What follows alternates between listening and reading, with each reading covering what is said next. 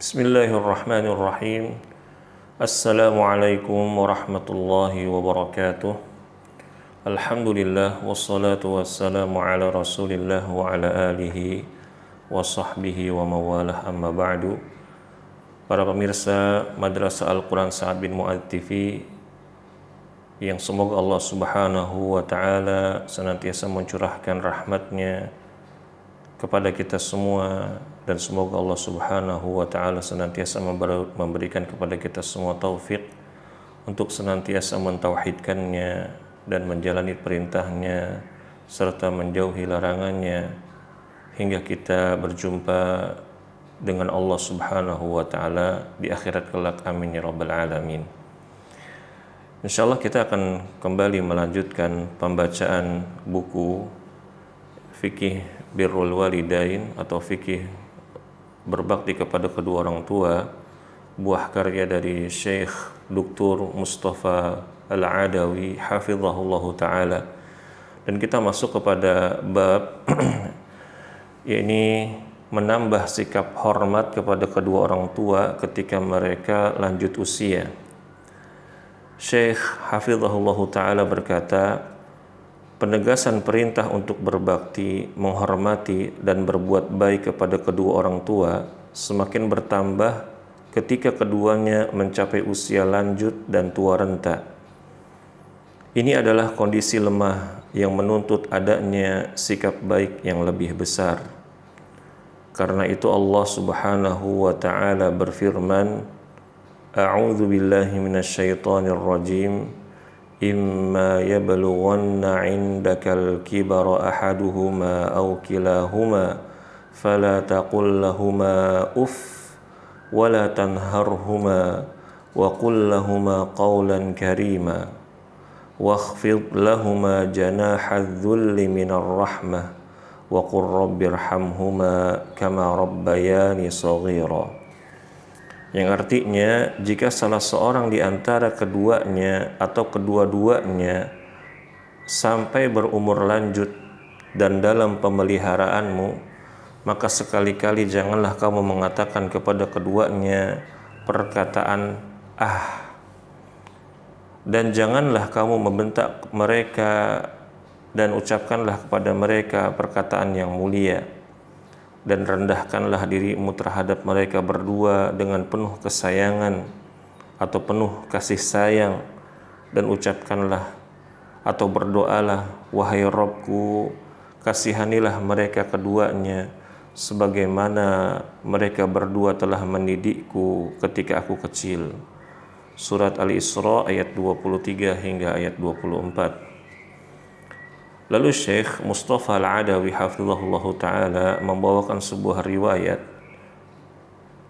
ini hadis dari Abu Hurairah radhiyallahu anhu, bahwa Nabi sallallahu alaihi wasallam suatu ketika beliau naik ke atas mimbar. Lalu di atas mimbar tersebut beliau mengatakan amin, amin.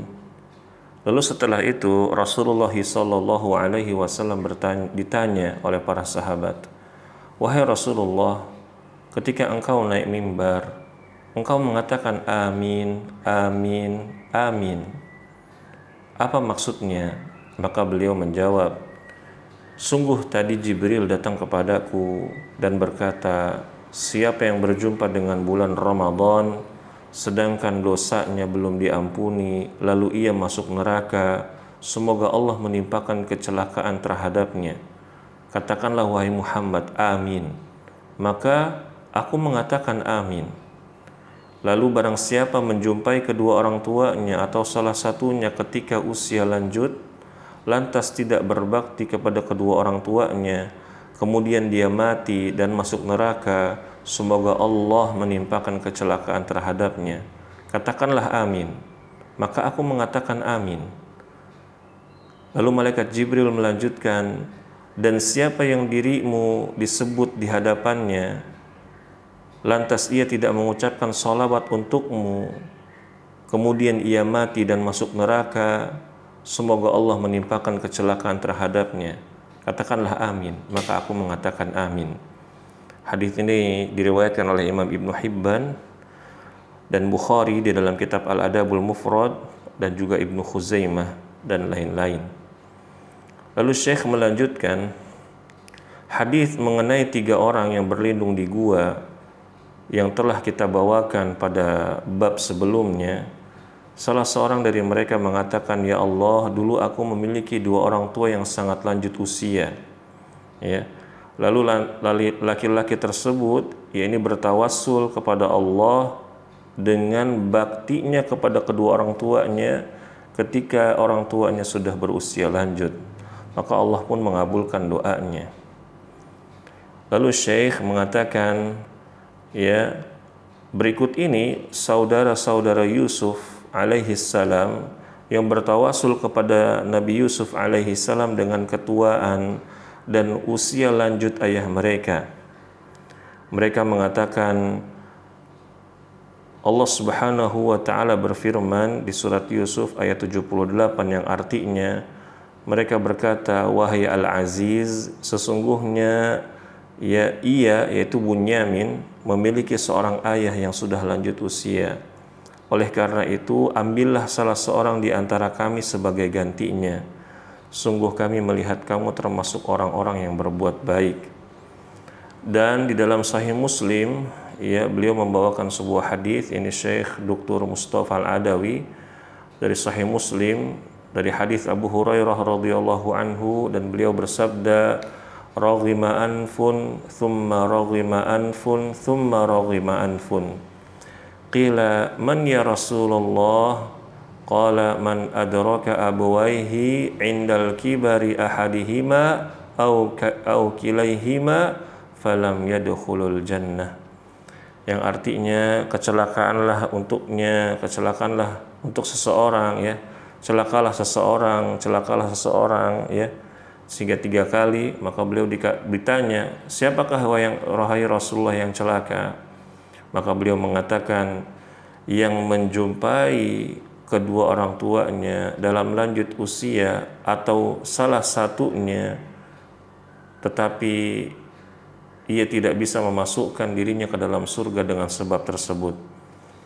Nah, para pemirsa sekalian rahimakumullah, kita ambil sedikit pelajaran dari apa yang Syekh di sini bawakan. Yang pertama, ya, dari surat Al-Isra ayat 23 hingga ayat 24 tadi. Ya, Syekh mengatakan di awal-awal sebelum membawakan surat Al-Isra ayat 23 hingga ayat 24, ini tentang orang tua yang lanjut usia, ya, yang mana ketika sudah lanjut usia orang tua itu sudah mulai lemah. Hal ini juga bisa dikiaskan atau dianalogikan apabila orang tua kita itu walaupun masih muda, walaupun masih usianya belum lanjut, tetapi ya ada yang sedang sakit, ya. Misalkan orang tua kita usianya baru 50 sekian, ya, tetapi Allah timpakan sakit, ya. Dan dengan sakit tersebut, ya, orang tua kita menjadi orang yang sangat lemah dan butuh diurus, butuh dinaungi, butuh perhatikan kesehatannya, makanannya dan selainnya. Maka termasuk, ya, orang tua yang seperti ini, ya, kita tidak boleh membentaknya, kita tidak boleh mengangkat suara kita kepadanya. Misalkan ayah kita sedang dirawat dan dalam kondisi lemah, ya, kita marah-marah, ya, ketika menemani beliau sedang dirawat di rumah sakit, ya, atau ketika kita mengantarnya berobat, mengantri di rumah sakit, maka tidak boleh kita ini mengeluarkan kata-kata yang bisa menyakiti hatinya, ya. Misalkan menunggunya lama, ya, kita ngedumel, ya, kepada kedua orang tua kita, ini tidak boleh, ya. Hendaknya kita menahan diri, ya, hendaknya kita melihat situasi, khawatir bisa melukai perasaannya. Lalu juga Rasulullah Shallallahu Alaihi Wasallam tadi, ya, bersabda, dibawakan oleh Syekh, ya, sebuah hadis tentang doa malaikat Jibril. Maka kita lihat bahwa malaikat yang paling mulia di antara para malaikat adalah malaikat Jibril alaihi salam. Dan beliau ya alaihi salam adalah termasuk golongan malaikat al-muqarrabun. Kata para ulama, beliau ini adalah malaikat yang termasuk al-muqarrabun. Ya. Dan malaikat al-muqarrabun atau malaikat yang didekatkan derajatnya di sisi Allah Subhanahu wa taala ini memiliki kedahsyatan doa. Nah, barang siapa yang tidak ingin mendapatkan dampak negatif dari doa malaikat Jibril alaihi salam, hendaknya dia bertakwa kepada Allah Subhanahu wa taala dengan cara berbakti kepada kedua orang tuanya, ya, apalagi kedua orang tuanya sudah memasuki usia lanjut. Lalu yang ketiga, pemirsa sekalian rahimakumullah, ya, apabila kita berbakti kepada kedua orang tua kita dan orang tua kita diketahui sudah lanjut usia atau sedang sakit, ya, menjadi tubuhnya lemah, maka ini adalah sebuah proses yang kalau kita manfaatkan, maka ini menjadi jalan tol bagi kita untuk menuju surga Allah Subhanahu wa taala. Ya. Kita tidak perlu banyak berbuat amal soleh yang lain, kita fokus saja mengurus kedua orang tua kita. Ya, kita melaksanakan kewajiban-kewajiban kita sebagai hamba Allah, ya, semaksimal mungkin. Lalu kita berbakti kepada kedua orang tua kita.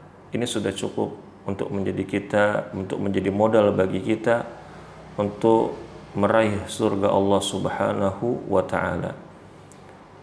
Dan hendaknya ketika kita ya sudah kedapatan misalkan di rumah orang tua kita, di rumah kita, ya, di situ orang tua kita rawat dan sudah kondisi tua renta, hendaknya kita menuntut ilmu. Benar-benar kita jangan tinggalkan majelis ilmu, dan kita tidak mesti mendatangi halaqah ilmu, apalagi di zaman sekarang.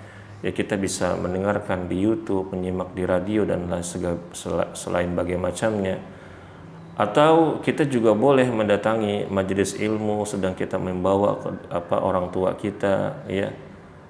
Begitu. Ya, ini sangat bagus sekali. Kenapa? Karena sekali lagi pemirsa sekalian, untuk berbakti kepada kedua orang tua kita itu butuh ilmu agar kita tahu mana yang utama dan mana yang sunnah.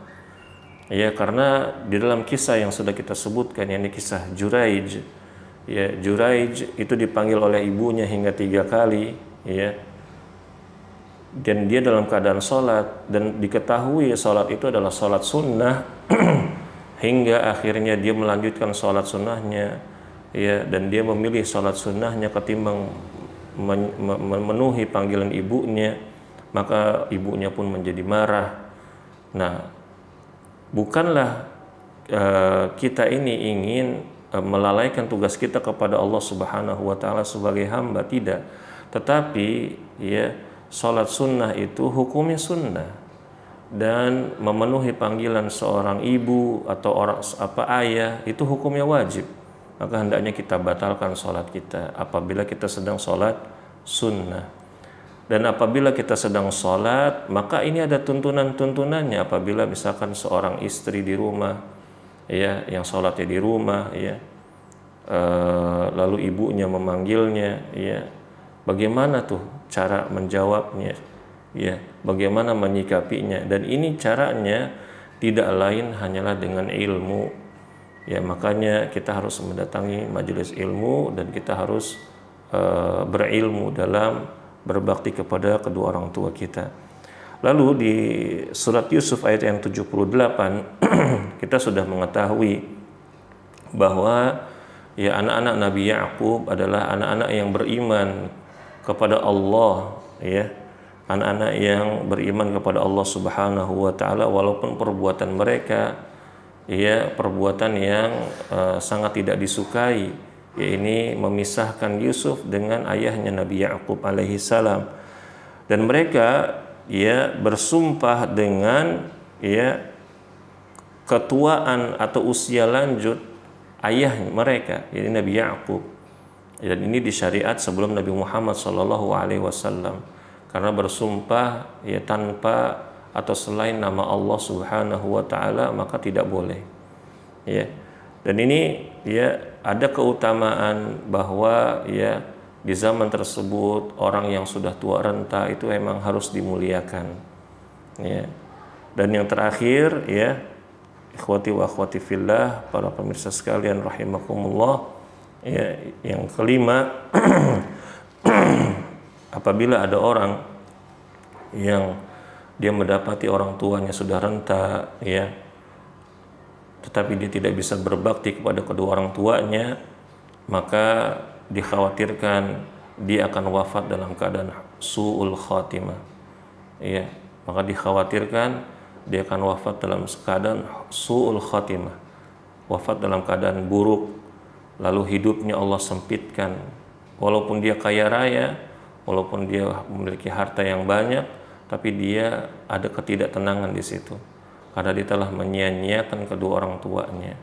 Maka hendaklah takut kepada Allah Subhanahu wa taala dengan sebab ini, dan bertakwalah kepada Allah Subhanahu wa taala dengan berbakti kepada kedua orang tua kita, terutama keduanya telah mencapai usia tua renta. Wallahu a'lam bishawab. Semoga bermanfaat. Apa yang datang benar dari Allah Subhanahu wa taala, dan yang keliru datangnya dari syaitan dan juga kebodohan saya.